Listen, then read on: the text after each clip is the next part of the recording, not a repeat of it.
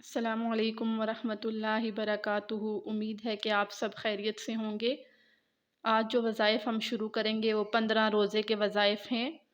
فجر کی نماز کے بعد سورۃ الفتح 3 مرتبہ پڑھیں، اور ظہر کی نماز کے بعد صلاۃ الحاجت، اور عصر کی نماز کے بعد درود شریف۔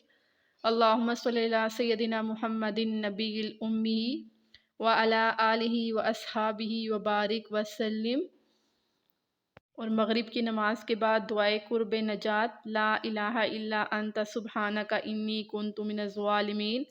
اور عشاء کی نماز کے بعد سورۃ آل عمران کی یہ آیت: بسم اللہ الرحمن الرحیم، قل اللہم مالک الملک تؤتی الملک من تشاء وتنزع الملک ممن تشاء وتعز من تشاء وتذل من تشاء بیدک الخیر انک علی کل شیء قدیر۔